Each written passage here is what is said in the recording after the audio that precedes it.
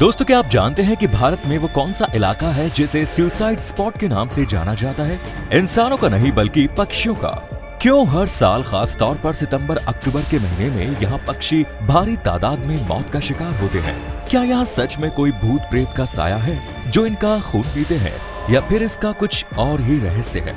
क्या इन पक्षियों को कोई अपने वश में करके मारता है, या फिर ये खुद ही इस दुनिया से अलविदा हो जाते हैं? क्यों इस इलाके के अंदर आते ही पक्षी खाना पीना बंद कर देते हैं? चलिए जानते हैं इन सभी सवालों के जवाब आज के इस वीडियो में, जहां भारत में एक से बढ़कर एक खूबसूरत जगह है, वहीं एक ऐसी भी जगह मौजूद है जो अपने काले रहस्य की वजह से खूब जानी जाती है। जी हाँ, हम बात कर रहे हैं भारत के राज्य आसाम में मौजूद जतिंगा घाटी के बारे में। ये जतिंगा घाटी आसाम से करीब 316 किलोमीटर की दूरी पर बसी है।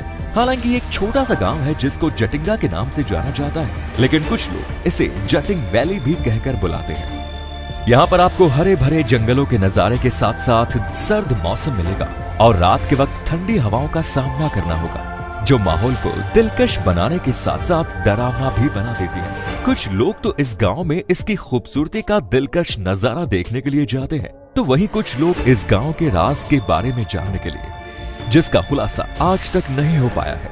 यहाँ हर साल भारी मात्रा में पक्षी आते हैं और अपनी जान से हाथ धो बैठते हैं। इस बात से न सिर्फ गांव वाले परेशान हैं, बल्कि साइंटिस्ट भी आज तक इसकी वजह तक नहीं पहुंच पाए हैं कि आखिर क्यों हर साल ये इलाका शमशान घाट में तब्दील हो जाता है। तो चलिए इस राज की सच्चाई के बारे में जानने से पहले थोड़ा इसके इतिहास पर नजर डालते हैं। इस कहानी की शुरुआत होती है साल 1905 से, जब उस समय यहाँ पर सिर्फ एक ही खूंखार जंगली बिल्ली का खौफ बरकरार रहता था, और वो जंगली शिकारी था बाघ यानी टाइगर। एक बार गांव वालों की एक भैंस अचानक गायब हो जाती है, जिसे ढूंढने के लिए वो सब लोग मिलकर जंगल की तरफ चल देते हैं। लेकिन लोग ये भी मान रहे थे कि भैंस अब तक टाइगर का शिकार बन चुकी होगी, लेकिन फिर भी वो भैंस को तलाशने के लिए निकल जाते हैं।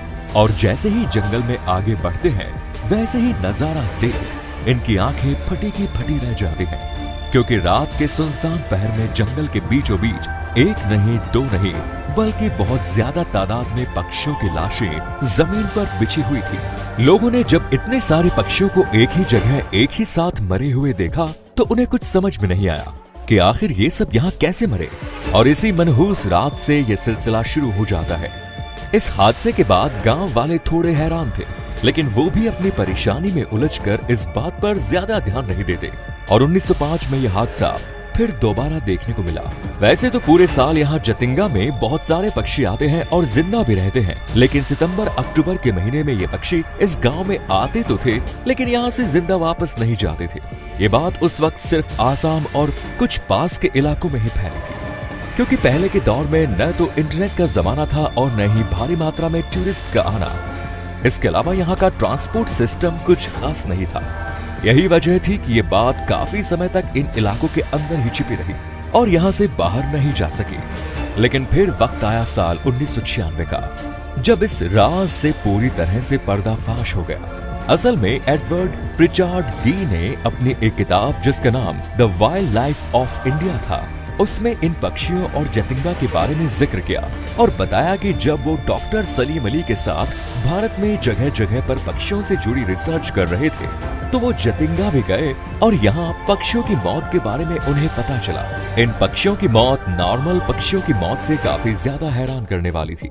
जब लोगों को इस बात का पता चला, तो दूर दूर से यहाँ पर लोग आने लगे, खास तौर से नॉर्थ ईस्ट इंडिया के टूरिस्ट, और गुवाहाटी शिलोंग से ज्यादा लोग यहाँ आए। देखते ही देखते इस बात का खुलासा हर जगह हो गया। जतिंगा की इतनी ज्यादा पॉपुलैरिटी को देखते हुए सरकार ने भी इस बारे में रिसर्च करने के लिए साल 1997 में जूलॉजिकल सर्वे ऑफ इंडिया ने एक शख्स को भेजा, जिनका नाम था सुधीर सेन गुप्ता। सुधीर सेन महीनों तक जतिंगा में रहे और इन पक्षियों की असल मौत की वजह जानने की कोशिश करते रहे। धीरे धीरे आखिर इनकी रिसर्च पूरी होती गई और इन्हें पक्षियों की मौत और उनके साथ हादसे के बारे में मालूम भी पड़ गया। सुधीर सेन ने बताया कि जब इन पक्षियों की मौत होने वाली थी, तो ये अपने मरने से पहले ऐसे रिएक्ट कर रहे थे जैसे किसी इंसान पर जादू टोना करके उसे अपने वश में कर लिया जाता है। ये सिर्फ सुधीर सेन ने बर्ड्स की कंडीशन को डिस्क्राइब करने के लिए कहा था। साथ ही उन्होंने ये भी बताया था कि जब पक्षियों की मौत हुई तो वे भूखे थे, यानी उन्होंने 3 हफ्तों से कुछ भी नहीं खाया। ये बात बहुत ज्यादा हैरान करने वाली थी क्योंकि इन घने जंगलों में बर्ड्स के खाने का भरपूर इंतजाम था। फल फूल हर एक चीज से ये अपना पेट भर सकते थे, लेकिन फिर भी उन्होंने कुछ नहीं खाया, जिसका साफ साफ ये मतलब निकलता है कि उन पक्षियों को किसी ने मारा नहीं, बल्कि जतिंगा में आकर पहले तो खाना बंद कर देते थे और फिर इस दुनिया से चले जाते थे। बर्ड्स के बारे में तो सुधीर सेन सब कुछ समझ चुके थे, लेकिन एक बात उनके मन में अब भी खटक रही थी कि आखिर ये पक्षी इन्हीं इलाकों में आकर क्यों मरते हैं। जब गांव वालों से इसका जवाब जानने की कोशिश की गई तो उनके पास भी कोई पुख्ता सबूत नहीं मिला, बल्कि गांव वालों का कहना था कि यहाँ किसी भूत या आसेब का साया है जो इन पक्षियों को पहले अपने वश में करता है और फिर इनसे अपनी भूख शांत करता है। ये बात हम आम लोग तो एक बार को मान भी सकते हैं, लेकिन साइंटिस्ट इस बात से बिल्कुल भी राजी नहीं होते, क्योंकि बिना किसी सबूत के इस बात को ही सच मान लेना कुछ खास जचता नहीं।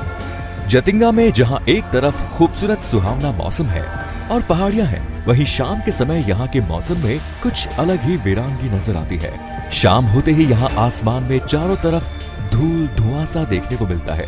तेज हवाओं की वजह से यहाँ किसी भी इंसान या पक्षी का कहीं भी घूम पाना मुश्किल हो जाता है।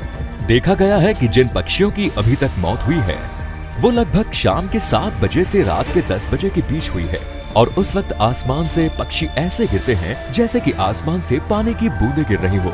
ये नजारा बड़ा ही दिल दहलाने वाला होता है, लेकिन सवाल उठता है कि आखिर जतिंगा में ही क्यों आने वाले पक्षियों की मौत हो जाती है। सारी रिसर्च के बाद यही पता चलता है कि यहाँ के मौसम की वजह से ही पक्षियों को मौत की नींद सोना पड़ता है।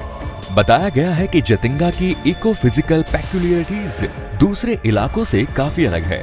यहाँ पर इकट्ठा होने वाला बारिश का पानी और यहाँ के एनवायरनमेंट की वजह से जतिंगा के मैग्नेटिक फील्ड पर काफी बुरा असर देखने को मिला।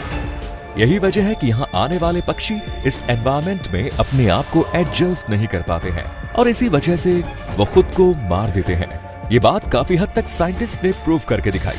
इसके अलावा साइंटिस्ट ने दूसरा रीजन ये भी बताया है कि तेज हवाओं की वजह से पक्षी मारे जाते हैं, क्योंकि जब ये यहाँ आते हैं तो तेज हवाओं के चंगुल में फंस जाते हैं और अपने आप पर काबू न रख पाने के कारण ये पक्षी पेड़ों से या किसी चीज से टकरा जाते हैं, जिस वजह से इनकी मौत हो जाती है।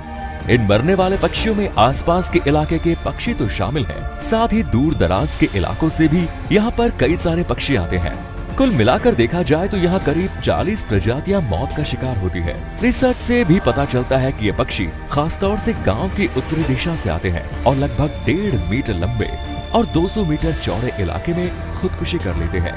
तो दोस्तों, आपको क्या लगता है, क्या वाकई यहाँ भूत प्रेत का साया है या फिर इन पक्षियों की मौत की कोई और वजह है? क्या ये राज कभी खुल पाएगा? कमेंट सेक्शन में जरूर बताएं। वीडियो पसंद आए तो लाइक करें और चैनल को सब्सक्राइब जरूर करें। धन्यवाद।